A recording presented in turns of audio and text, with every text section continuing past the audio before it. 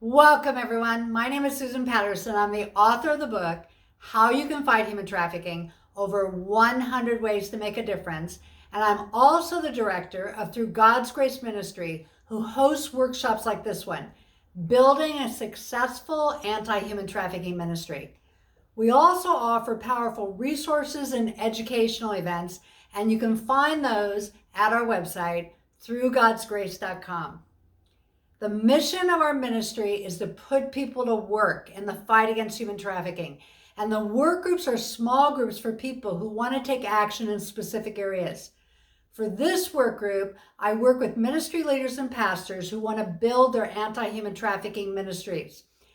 What makes our ministry unique is that we just don't tell people what to do. We tell them how to do it. The how is important.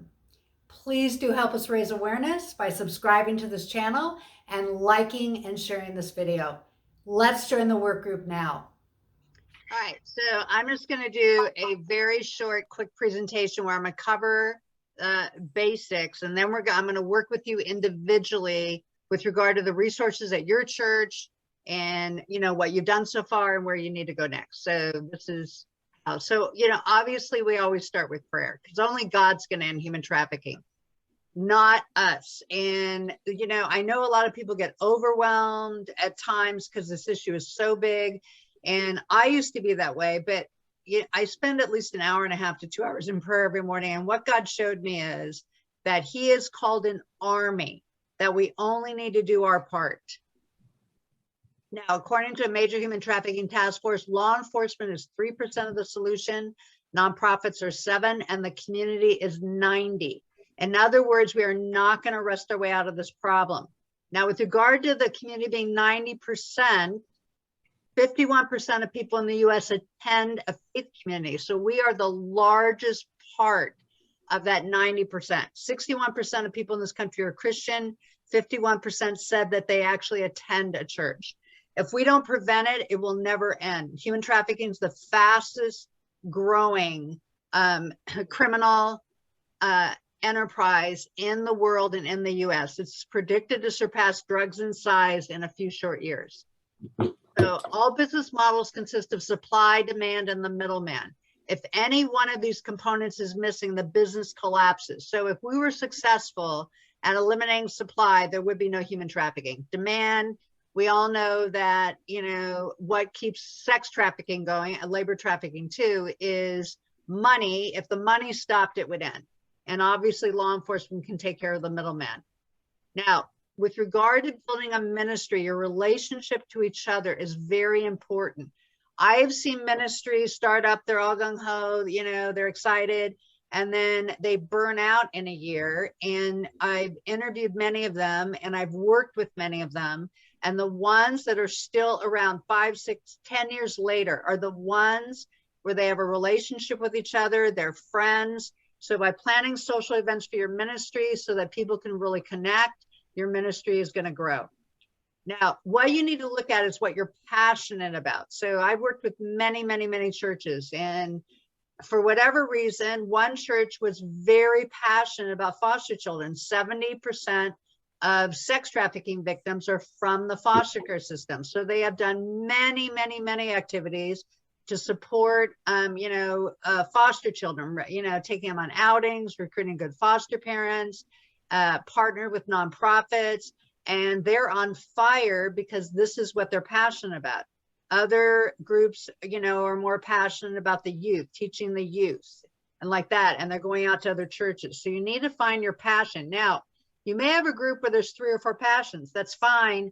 You just let them know that, you're going to do 2, 3 events this year, and we'll definitely, get to their passion. But if you can narrow it down to about 3 passions, then you're going to be very, very successful. Now, if you're just starting your ministry, what I found is this. There are ministries where they meet and they meet and they meet and nothing happens. You're going to find out that your attendance is going to go down dramatically. I mean, you need to make sure something happens. So the first meeting, you brainstorm ideas and pick one.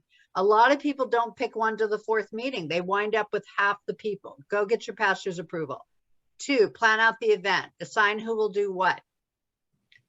And meeting 3, nail down your promotions like bulletin announcements, things like this. Now, obviously this could be 4 or 5 meetings. The point is you need to keep it moving. My background, by the way, is, we talk about how God has gifted us. As I spent 15 years as a motivational speaker. So I know a lot about brain science, behavioral science, and what works to build things. Best to do 3 or 4 simple activities a year so you don't overwhelm your group, but you have enough going on that it's exciting to be part of your ministry. You can start with something simple, an activity your faith community already does, like a drive. Most popular parent training. So this is what I found out, is when I first started, I did this announcement, by the way, at every single service. And my church, every single service would mean about over 2,000 people heard the announcement to come find out about what you can do about human trafficking. Now, this was 11 years ago, and no one really believed it existed. And who showed up were the retired people, the same people who show up for everything. So I prayed about and asked God what I should do. And I realized that what people care about the most, obviously, are their children. So if you have an event and tell people, we're going to have an event to talk about what we can do about human trafficking, and we're going to include how parents can protect their children from sexual predators and human traffickers, you're going to get a lot more people to come, because the mama bear and papa bear instinct is the most powerful instinct there is. And by the way, my entire ministry, and because of my training as a motivational speaker, is about how to do it. There's a lot of books that tell you what to do. Everything I do is about how to do it, which is what we're going to talk about today, the how. Now, if you have a small ministry group, you can't do it all. So recruit other ministries to help you. People, your ministries or your church, by the way, are always looking for something to do. So I've told senior groups to do a fundraiser. A lot of retired people have executive skills. They're great at fundraisers. Ask your women's group or parent group to do a foster parent activity, or, recruit foster parents, set that up. Invite the youth group. I've invited the youth group to stand outside when people are coming out of the church to talk about fair trade. It's something they love. A lot of parents do not want the youth group to get involved with things where they're raising awareness about sex trafficking, especially if they're younger. But there's other things they can do. 1 in 5 homeless youth becomes a victim of human trafficking, mainly sex trafficking. And so doing a sleep out in solidarity with homeless youth, where they sleep on the ground in the gym with no pillow, like someone who's homeless, and they ask people for money, and they give it to a nonprofit who takes care of homeless youth. That's a way to get them involved. Let's look at reducing supply. One church has a bulletin column in their bulletin every week. Did you know, where they would list out every week tips for how we can protect children from being exploited by predators. Some, hot tip. Looks like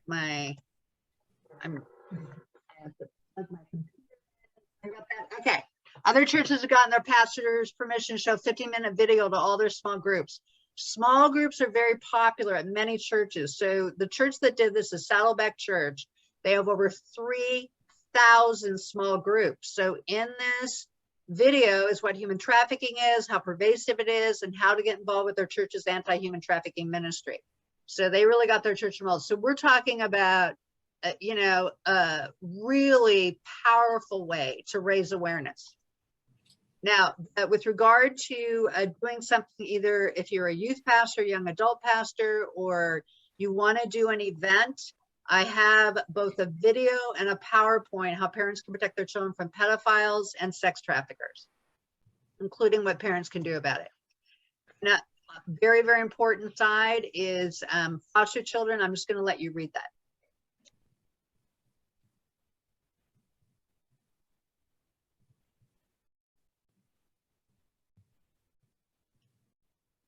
Now, I personally am a foster adoptive mom. And because of that, I understand the mindset of someone who's looking to be a foster parent. And what I found is God has called for every child in the foster care system. I promise you, God has called someone to either be a foster parent or adoptive parent to them, but they're afraid or they have considerations. So what I've invited churches to do is to have the pastor talk about how God calls us to take care of the orphan, and then to have a foster care agency outside to answer people's questions. Because what happens is, if people go on the internet and they search for becoming a foster parent, you will get at least 500,000 websites. And then you go to those websites, it's overwhelming. If they can talk to someone right then and there, and they'll go up to them, and I've answered these questions, and people say things like, well, I feel that God's calling me to be a foster parent, but I work. You can be a foster parent and still work. And once I told them that, they stepped up. So there's a lot of misinformation, a lot of scary stories out there and things like that.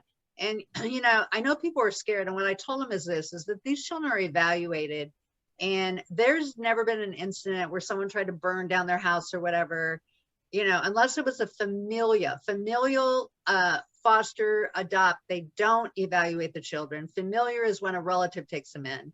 It's the only time it happens. And I said, at the end of the day, you got to trust that if God's called you to anything, he's going to equip you. And that's been my experience. And I would share a story with them, and they would immediately step up. So let's look at the demand side. Sex buying. This is why I have the engaging men in the fight against human trafficking. Half the men have either local or national efforts to recruit men in getting engaged in this issue, because if we get men to stop buying sex trafficking would end on a dime. And here's a video I did, which is 17 ways to reduce sex buying. It's at our, you can find it. I'll tell you at the end where you can, how to find it. This is based on the 17 ways we know works, from studies that have been done, you know, national organizations, things like that. I have taken probably at least 100 hours of research into this and narrowed it down to a 17-minute video on how to reduce sex buying that a men's group can watch, and then from there talk about what they can do about it. Two things I mentioned in that video is Celebrate Recovery has their program is for sex addiction. It's designed for churches, not sex addiction, sorry. Their program is for addiction, period. So they'll have a group on people who are porn addicts. They'll have a group for people, usually in the same group, sex addicts. They'll have another group for people who are addicted to drugs. They have a codependent group for their partners. Phenomenal program. And what's great is it's turnkey. And the Conquer series is fabulous because they have work groups, DVDs, everything. And they have a 90% success rate of getting men off of porn. And it's designed for churches. Fortify is designed to work with teens. What we know about millennials, Generation X and Y and Z, is they trust science. So Fight the New Drug has all these scientific articles and programs like that to talk to the youth about how to get off of porn. And they are the most successful at working with youth, by the way.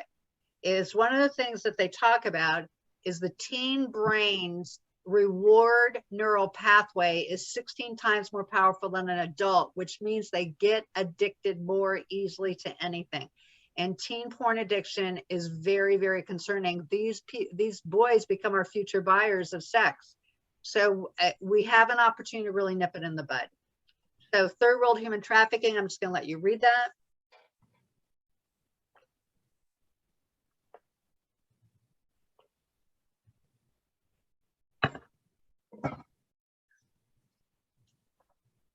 I have a flyer. Again, I've created a lot of resources so people don't have to create, which makes it so much easier. So I have a flyer. And again, at the end, I'll tell you how to get this flyer. You can just put it in a sign stand and make sure your church serves fair trade coffee. You just, put the name of your church there at the bottom.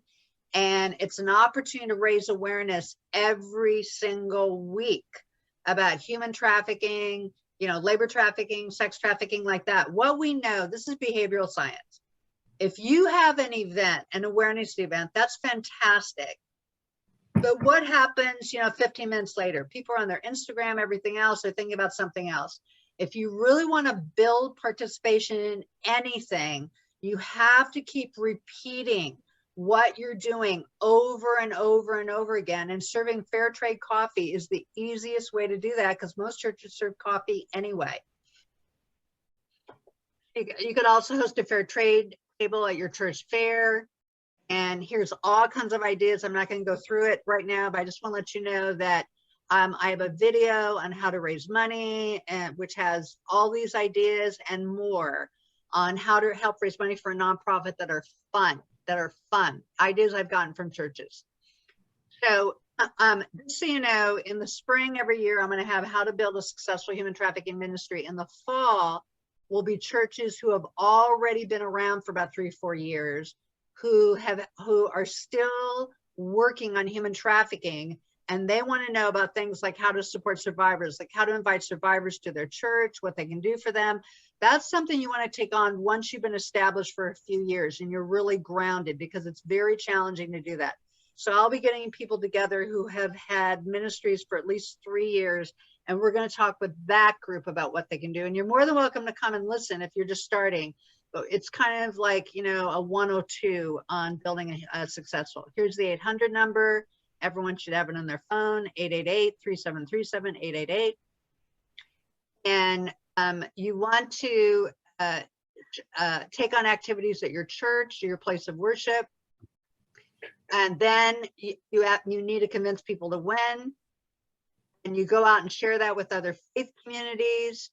And then you create, and some churches have done this, like Fred Molina talked about, where he got a bunch of churches together and create a whole coalition of churches.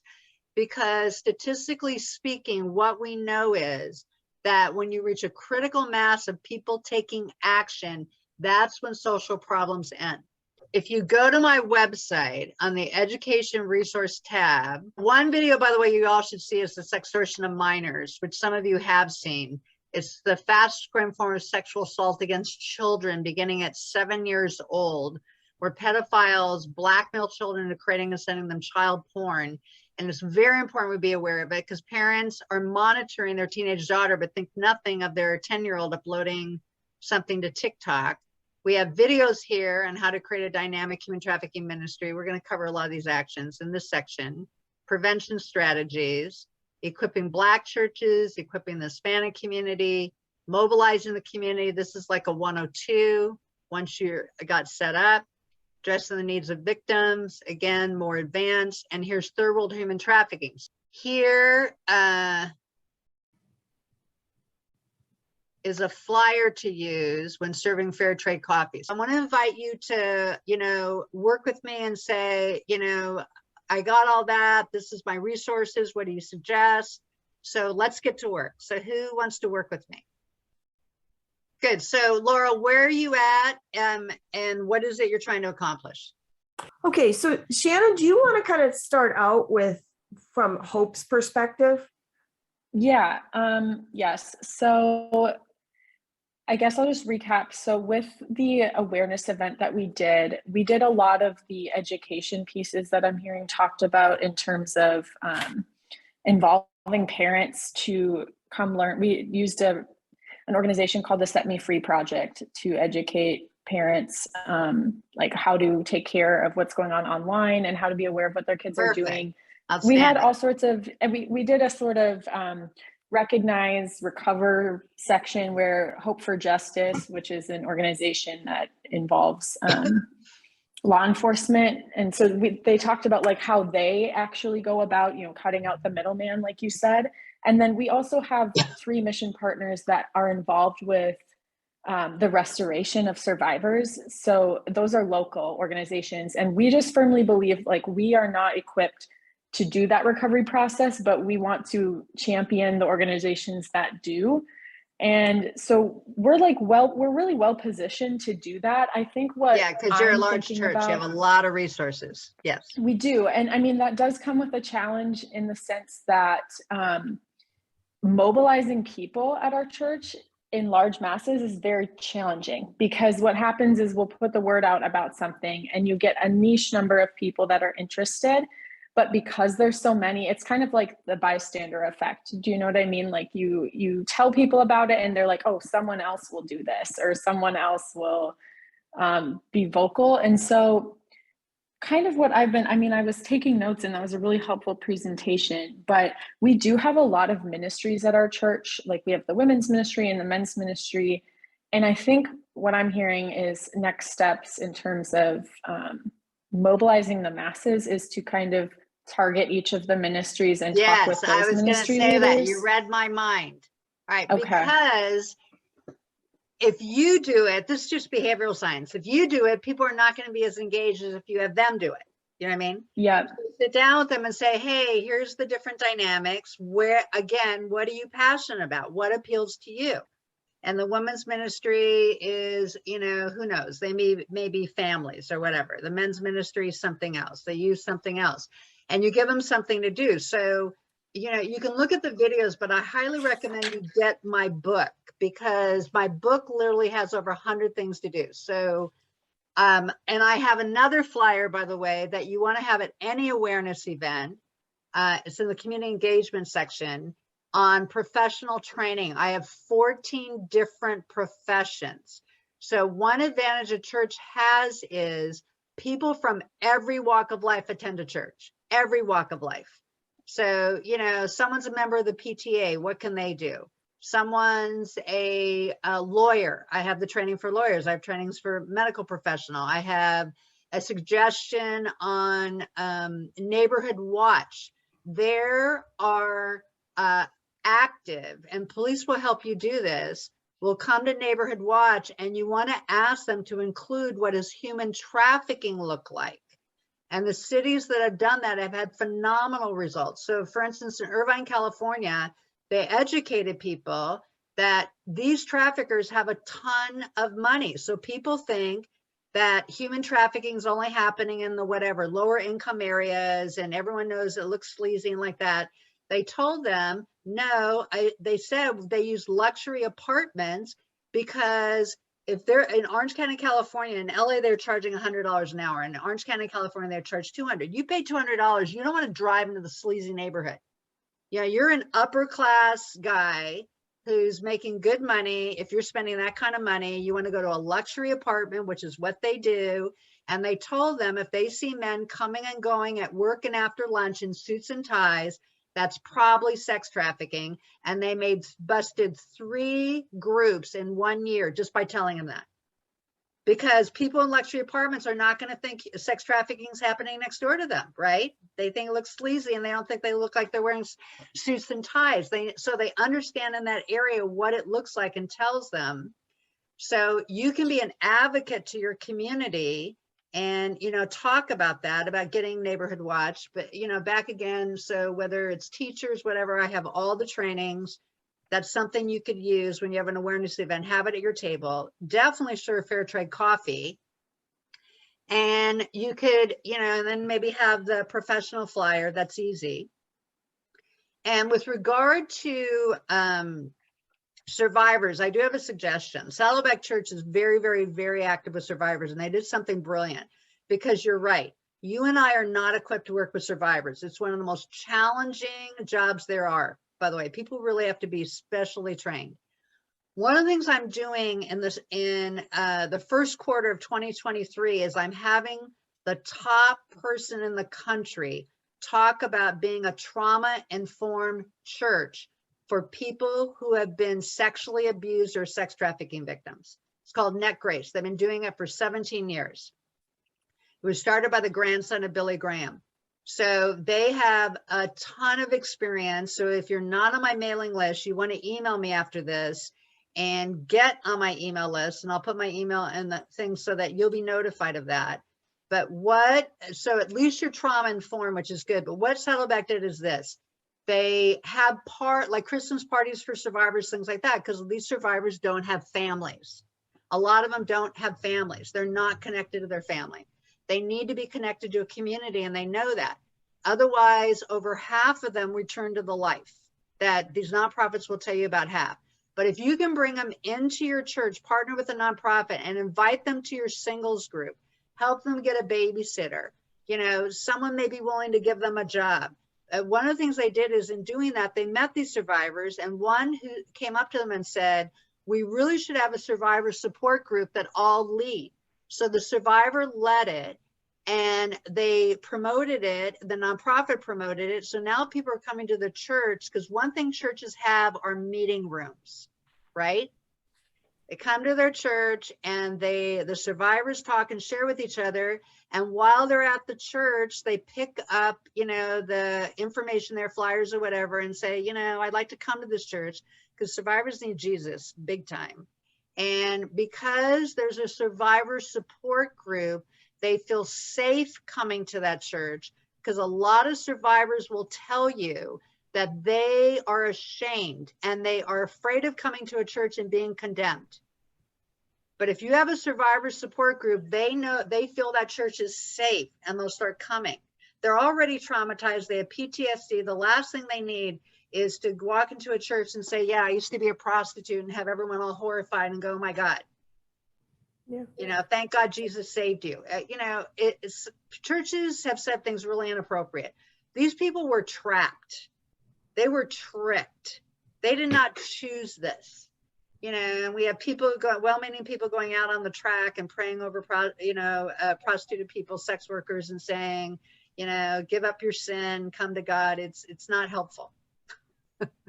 Susan, this is Laurel, and I think one of the things at our church at Hope Lutheran is, these are incredible ideas, but I think we haven't yet formed a nucleus of some people who are really dedicated to making sure these things happen. And Shannon can't do it all in her position. No. All right. So this is what you need to do.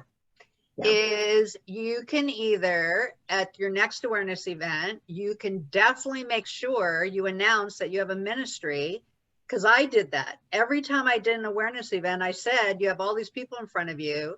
Let's invite them to start a ministry. And I came and led the first meeting. All right. So, and I could even help you do that by Zoom, by the way. I'm in California, but I have helped people start a ministry with their first meeting and done it by Zoom. Yeah, I mean, like a kickoff meeting. Yeah, exactly. That's what I did. I did a kickoff meeting. But the other thing you can do is, I don't know about your church, but at my church, the pastor lets us have a table outside. And on the table, you have all this interesting stuff. You've got fair trade information, you got flyers on sex trafficking, whatever. And you have them sign up to you have a date for your meeting and have them sign up. You would be amazed at how many people are interested. They will tell you they heard of this. They have a heart for it. They will come because they're curious. And then your second meeting, you'll have half as many people, which is fine, because the first meeting they're going to come because they're curious. But you could do it, as a table. Because what I found is just putting it in your bulletin. I don't know if you have a bulletin or something like that. Is not everybody reads the bulletin. But if you have some, colorful, a table decorated, colorful, I've even done it as a drive. I collected blankets for Covenant House. And what was great about that is my church is at the very end, they have what I call altar announcements, where they announce the upcoming, fair, men's groups meeting, all this other stuff. And then they said, Covenant House, which goes out to the street to find homeless teens before the traffickers finds them, needs blankets during the winter. And so bring a blanket. It's okay if it's used, as long as it's clean next week. And then I had a table. I collected the blankets and all kinds of flyers. And I had a sign-up sheet to come to the ministry meeting. So it was an engagement activity that got people to come to my table where I could sign them up. Mm-hmm. Yeah. So do you see how I'm telling you the how? This is yes, this is very where good. This is the ministry that I created. It's all about the how, specific hows, drill all the way down to where people live and what they're doing. How do you do it? Because just telling people, hey, start a ministry is not, it's just not as effective. You know what I mean? Like that. So anyway. I'm sorry, Susan, can I ask one more question? I don't mean to monopolize. No, you're more than welcome to. We're going to go to 9:30. We have plenty of time. Go ahead. And everyone's learning from this, so it's fine. It's fine. The other question I have is, so when we did our anti-trafficking awareness event in February, we worked with our youth family ministry to have them get the word out to parents to come to this particular breakout session led by Set Me Free Project. And there were other breakout sessions for the general populace and blah, blah, blah. But part of the problem is that it is such a sensitive topic for parents, and the youth ministry is in this sort of position where they want to let people know about it, but they also don't want to, I don't know what the right word is, like alienate I know parents. exactly what or you're talking about. So let me address it from what I've said, because I've run into this. So I have trained, my ministry has talked to about 10,000 parents altogether over 10 years. So this is the thing. Parents go, oh my God, are you going to tell our youth about women being raped and tortured and all this other stuff? They freak out. All right. So you make sure that they know that there is nothing pornographic about the presentation. And my presentation, you can go look at it. There's nothing graphic. I never use the word rape. You got to be careful about your language. I say they're forced into sex acts. I use the word sex acts. I don't say raped, because what happens is that teen comes home and the parents say, what did you learn? Oh, I learned all about, people being raped and, like that. And the parents freak out. They go, yeah, I learned that women are forced into sex acts. And I mainly learned how they're tricked, so I know how to protect myself. Trick, the predator. The other thing is I invite the parents to come. When I'm talking to youth, by the way, I invite the parents to come, and they sit, but I tell them they have to sit in the back. They cannot sit next to their child, because if they sit next to their child will not participate. They're welcome. And this is what happened when I did it. So I talked about, I remember one time, just something simple like sexting, which every youth is familiar with. You all know what I mean, by the way. Anyone not know what I mean by sexting? Okay. So I talked about sexting. I go, where people send, either semi-naked or naked photos to each other. It's the new form of flirting. The parents were like this. They're like that. I could see their faces. The kids are like a walk in the park. The teens, I'm talking, they're like, yeah, we know about this. The parents are flipping out. And the parents came up to me and said, I had no idea. Thank God you're doing this. And went up to the youth pastor. Thank God you're doing this. We had no idea. So what I find works as a scenario is do a parent presentation first. And then the parents will demand that you go do something similar for your teens. And I have a teen presentation, which is a little different. Because the teen presentation, you don't need to tell the teens how to, block their Wi-Fi and everything else. That's for parents like that. So do a parent presentation first so they get it. And then they will, by demand, I don't mean demand. I mean, every time I've done a parent, when I say who has a question, they always stand up and look at whoever's on staff in the room and say, how soon are you going to do this for our kids? Like that. So it's the order in which you do it. And when you're talking to teens, just watch how graphic your language is. People have this idea that the more dramatic they are and the more graphic they are, the more likely people are to participate. This issue is so dramatic. You don't need to add to the drama. You don't. You can keep it very simple, very simple.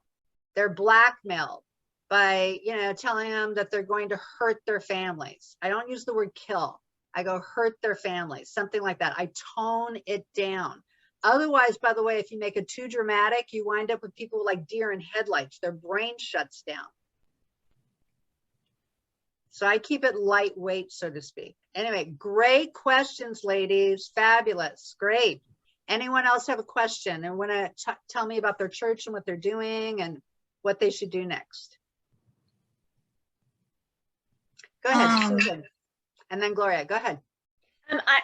I'm totally here to learn. The only thing that we have done, and that's why I want to launch from here, is that we had a women's event. I'm in charge of women's ministry as well as part of our missions team. And we had a women's event last November. My son came to speak because, again, we're in Orange County, the hub of human trafficking. And so he did a 45-minute presentation about it. We had 80 women attend. Most of them came because they had never heard about it and they wanted to get immediately involved. We did a fundraiser called Shine the Light, where we had bought some crystal prisms, and then people bought it for $10. And it was, as it comes through, it's to remember it shines the light, and to remember to pray for victims whenever you see, the prisms coming through. It was great. We raised $4,000 because he was able to say, I have found, and y'all help me out, but I have found that people from our church wanted to know, what can we do immediately to help? And he was saying, if you want to do something immediately, go out and buy some fast food gift cards, so that when he goes and help picks up the victims and survivors, that's something that they can do right away. That's outstanding. It is, and so we want to keep it going, and that's why I'm also here to learn, because I know from they want to know what can we do in the immediate to help. So I want to keep that momentum going, and that's why else I'm looking for what else we can do. Great. All right. So immediate is for anyone who's any type of professional. The immediate thing they can do is take that flyer, go to the websites and get trained. Get trained on what to look for and what they can do. What, you know, like that. They're very, very interested in that. They can immediately put in on their shopping list to buy fair trade coffee, tea, and chocolate. That's something they can immediately do, is just put it on their shopping list. You know, they're 2/3 of all human trafficking in the world is labor trafficking. They can do that. That's something they can immediately do, add it to their shopping list. You know, if they're part of the PTA, they can go to their church, their school, and say, you know, let's do some awareness, because school officials are overwhelmed. If the PTA says, you know, let's do some kind of awareness for parents and we'll organize it, we'll invite the parents, they'll do it. If you tell your school to do it, it could take a long time, if ever.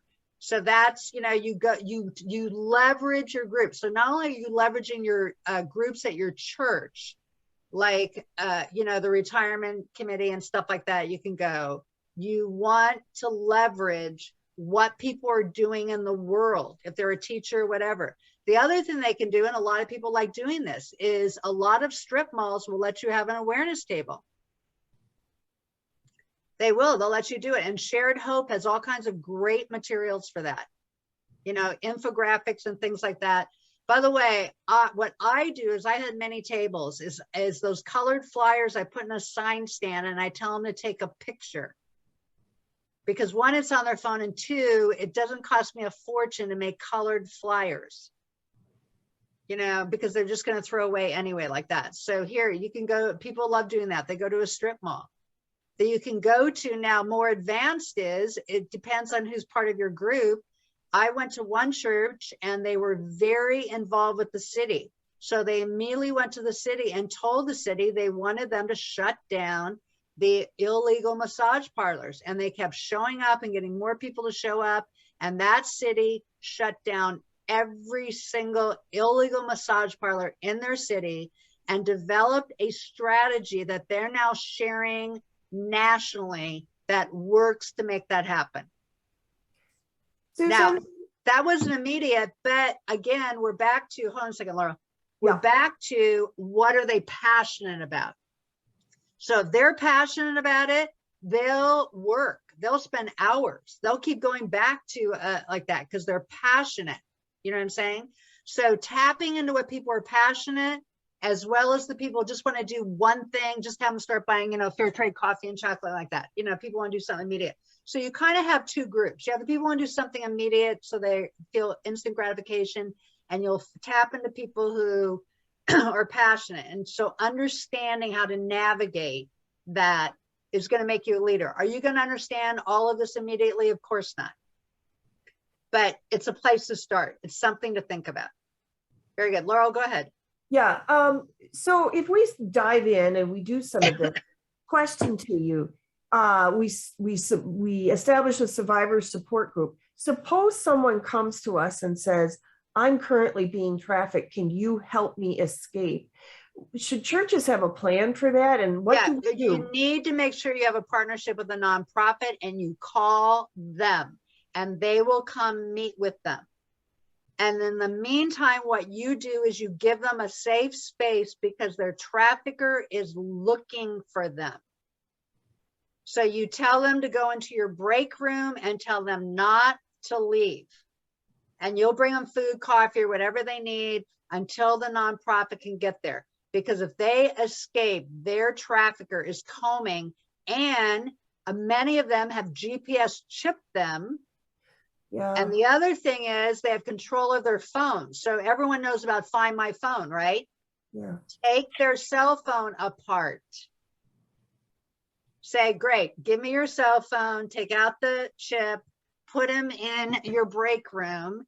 And if they come to your reception area, you say, we don't know what you're talking about. And if they get aggressive, you say, we're calling the police. And let me tell you something about traffickers that we know. They do not want to get caught. You know, the LA sheriff told us that there was this 26-year-old making $750,000 a year. Do you think they're going to risk that by being too aggressive at a church and getting arrested? No, they will leave. They do not want to get caught. It's not worth one girl. It's not. It's not. So you got to give them, take away their phone, give them a safe place. And if you already have contacted a nonprofit, it's easy. Otherwise, you're calling 10 people trying to find someone. You need to find a nonprofit whose staff member is going to give you their cell phone number so you can immediately call that staff member on their cell, right? Rather than try to get through the desk. What if it's 8 o'clock at night? Yeah. Thank you. You're welcome. All right, Gloria, you were next. Yeah. Let's give Gloria a chance to talk, and then Delman Howard, and then we'll come back to you, Laurel. Go ahead. Okay, I just wanted to go back to what you had said earlier about presentations to parents and the kids already knowing about sexting. We had one of the organizations I'm with, we had a presentation in December, and one of the speakers was a special agent of the Department of Homeland Security Investigations. And the information she gave, and it was only 45 minutes that she was able to give, but the information she gave opened the eyes to some of the people who happened to be parishioners of my church. And they went back because apparently there were some 4th or 5th graders who were watching porn on their cell phones. Yes. And they were completely, you know, how can this be happening, and blah, blah, blah. So our church was, the leader of religious education was able to get this agent from Department of Homeland Security to give a special presentation just to the parents of the school children. Unfortunately, out of, you know, maybe 200 parents, only 28 showed up, but at least she was able to impart some of the information. And it really is, a lot of parents think, oh, it's not happening in my family, or our kids are too good. They're not going to, but these children know how to get on. And they show their other friends. They understand that in their world, porn is entertainment. It's entertainment, and they're all looking at it and like that. So you need to block it. The main thing, and this is important, I'm just gonna give you this one hot tip that's important. Every parent should take their cell phones away from their children when they go to sleep at night and charge them in their bedroom and turn your Wi-Fi off. Children buy second cell phones you don't know about. They have no cell service, but they can get on your Wi-Fi. Kids are getting rid of their old cell phones all the time. I used to take my son's cell phone away from him all the time, and he found a kid who sold him his old cell phone, and he was on my Wi-Fi, and he was up half the night, not necessarily looking at porn, but YouTube videos, you know, and like that. So you need to take their cell phones away. The other thing we found is porn viewing increases. I think it's, don't quote me on this, but 3,000%, something like that, beginning at 3 o'clock in the afternoon. So parents need to talk. If they don't know how to do it, walk into their cell phone service provider, a store, find out how to block porn on their phone, because even if they're not going through your Wi-Fi, they can still get it on their phone. And you can block it through, and I can't remember the name of it, but it's in my 17 ways to, pretty sure it's in there, to reduce sex buying, is how to block your Wi-Fi from porn. So it can't come through your Wi-Fi, and now it's blocked on their phone. Very good. So did you have a question, Gloria? Okay, that was what you did. Do you have a question about what to go next? So how do we engage now more parents? How do we tell them that this is a serious thing? Okay, good. Go ahead. No, and I've been listening to a lot of the advice that you've been giving, because that is fantastic. And I'm going to go back to my Peace and Justice and say this is what our first steps to do. All right, what you have to do is on your flyer and in your announcement, you have to have them think it's going to happen to their kid. Because again, and you pointed it out, they're in denial. They said, our kids are too good, it's not going to happen to them, or they're too smart.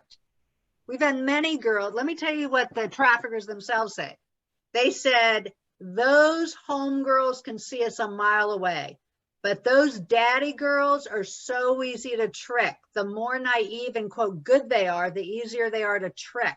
So you need to scare them. So I give them statistics, which are 25% of children will be approached by a predator online. And only 20% of those kids will ever tell their parents. So now they're like, oh my God, maybe my kid has been approached, and maybe my kid hasn't told them. And it's part of my parent presentation is that statistic and who it's from, some children's national organization or whatever. So it's not just you saying that. A professional organization is telling you that 1 out of 4 kids is going to be approached, and only 1 out of 5 is going to ever tell their parents. Now they're thinking, hey, it's only an hour and a half of my time. Maybe I should go to this presentation. And you might add in the paragraph, you don't have to quote from someone. You say, what we're finding is it's often kids from good families who are getting trafficked because they're trusting because they have such good families. That's the problem.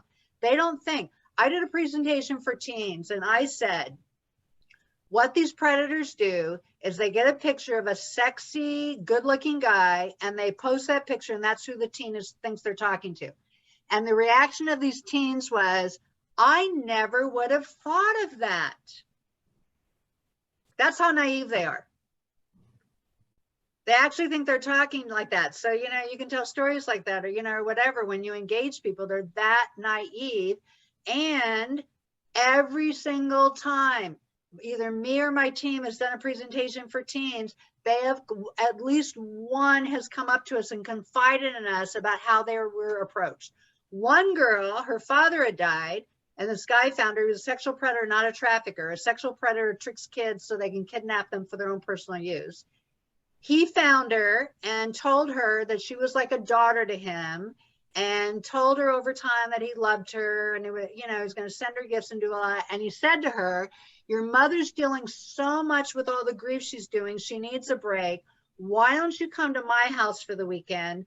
Only don't tell your mother, because she's probably going to say no, because she's so full of grief and whatever. And once you're here, we'll call her, and blah, blah, blah, blah, blah. She was going to do it. She's like 14. They're incredibly, incredibly, incredibly clever. And another case is a sex trafficker. He got this girl to fall in love with him. And by the way, they have a whole manual on how to do it. And said to her, I need an operation that costs $50,000 or I'm going to die. And she's like, oh my God, she's stressing over that. She's crying, whatever, like that. The next day he had his friend come up to her and say, I would pay anything to have sex with you. Now she has an opportunity to save the love of her life. Do you know what I mean? I can't even gonna tell you how you cannot underestimate. They just look at you, they figure out what your vulnerability is, and they know how to approach you. You tell a few stories like that, and your parents will show up. They will go, oh my God, I had no idea. But first you start with the statistics. Okay, very good. All right, Reverend Delman. Thank you, Susan. I serve a very senior populated church. How can I keep them engaged, and especially since the pandemic? There's some hesitancy about coming back. And then the other thing that I'm challenged with is that they have already raised their children and grandchildren. And how do you suggest me helping them to be more engaged in fighting against? I have a suggestion. So first of all, I have a lot of grandparents show up to the events I do because they know their children are busy and they want to help. They want to help their grandchildren. That's one. Two, I remember I did a short talk at the end of the service. Pastors would let me speak for like 3, 4, 5 minutes at the end. Is this woman came up to me and said, Susan, I'm 70 years old. I'm too old to be a foster parent. Most of the talk was about becoming a foster parent. What can I do? And I said, do you belong to a seniors group? She said, yes. She goes, I'm in Leisure World. I don't know if it's a retirement community, all right? And they get together, they're bored to death, they play cards, they do everything. I said, how about you do a blanket drive for Covenant House? So she put up flyers all over Leisure World. They collected 500 blankets. They drove up to Covenant House, who gave them a tour, which made them feel important. They understood that Covenant House makes 200 sandwiches a day. They got together and said, how can we help Covenant House? And they decided what they could do is go around to the stores and get about to be expired peanut butter and bread. And they went to all the stores and they brought it up to Covenant House. Covenant House told them that they were, the cat's meow for doing that. And because seniors, they're smart. I mean, just because you're old doesn't mean you're not smart anymore. You know what I mean? And a lot of seniors have, and they're innovative and they're creative, and a lot of them have time. We discount our seniors. I know a lot of you may have felt that was inappropriate for me to say you're not smart anymore, but what I meant was we discount our seniors. Like, that there's not, a whole lot they can do. They're old or whatever. There's lots they can do if once they understand and see a path to making that happen. So you could connect them to a nonprofit and have them go to the nonprofit and find out how they can support them. Nonprofits need a lot of help. They need people who are willing to get on a computer and, do mailers for them and all kinds of things that they can do. Was that helpful? You're muted, by the way. Go ahead. That's very helpful. Thank you Okay. so much. You're very welcome. All right. Anyone else have a question? I have a question. Sure, Chloe. Hi, I'm sorry I didn't get a chance to introduce myself. Please do that now. Go ahead. Thank you so much, Susan, for putting this workshop together. My name is Chloe Addison. I'm a co-founder of a nonprofit. We just actually started technically in January. However, this vision started years ago, and we've been slowly partnering and getting to know other ministries and how they aid in the fight against human trafficking. But basically, our organization is in the middle of trying to figure out how to set up these restoration centers. We do want to specialize in deliverance and restoration and healing, and also, mobilizing people so they can be positioned into their calling. And so, anyways, I guess the questions I have really, I've learned a lot from this meeting so far. I think we need to do a lot more reaching out to churches than we've done, because right now we are so low on manpower, and that's been like our main thing is what you were saying. Seniors, the seniors that we have on our team, they have the most time.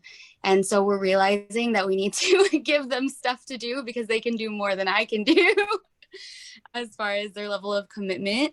But I guess my question really is just, well, one, how were you able to meet with pastors and get into giving announcements? And what did that announcement look like? Do you have some sort of... Yes, let me tell you my strategy. This is a great question. So first of all, one of the advantages you have is when churches want to do an awareness event, they need a speaker. So you want to make sure you let all the churches in your area know that you have people who can come speak to their parents or their teens or whatever. That gives you visibility at the church, all right? Mm-hmm. Gives you a lot of visibility. And then whenever you talk, you can say, hey, we need volunteers. If that's something you're interested in, please sign our sign-up sheet. We'll contact you. Mm-hmm. What would make your life even easier, which is what I did, is I said, for any of you who would like to volunteer, could you please stay like 10 minutes after the meeting today, the one for parents, or it was for everyone in the church. They did, and I kind of covered the whole intro thing, so I'm not making 50 phone calls, right? And then they decided the ones like that. All right, so let me tell you what I did. My background is also sales. I obviously have a lot of skills that God, I always say, God, why me? And then I looked at what I'm good at. I was like, okay, I get it. All right. My background is sales. I was number 2 in the country for a Fortune 500 company when I was 24 years old. And it was interesting because I consider myself to be shy. So I didn't think, but I just work hard and I'm listening and like that. So what I did was is I took a city and I called and found out when the pastor was doing the service at a small enough church where the pastor's going to stand outside and shake everyone's hands as they're leaving or whatever and say, hi, you know, good morning, so-and-so, how's your daughter, or whatever like that. So I would do that, and I would drive around. It took me about 3-4 hours, and I would go, and I would arrive about 10 minutes for the end. I would be the very last person in line. And I would go up and I would say, good morning, Pastor. My name is Susan Patterson. And I'm sure, you know, as you probably know, because if you don't say as you probably know, some of them get insulted because they do know. Do you know what I'm saying? You say, as you probably know, human trafficking is growing faster than drugs and is going to be bigger than drugs in a few short years, with 25% of our children online being approached by these predators. And they almost always said, I had no idea. And then I say, I'd love to speak more about it if you're open about what churches can do. And they always say, I would love to hear it. And then in the beginning, I made a mistake that you're not going to want to make, which is this. I would say, great, I'll call you, set up a meeting. I couldn't get a hold of 70% of them again. They're way too busy. All right. So instead I said, great, what's the name of your assistant? They would say Cheryl. And I would say, great, I'll call Cheryl and set up a meeting. And then I would call Cheryl and say, Cheryl, hi, I talked to Pastor Johnson, and he said he wanted to meet with me.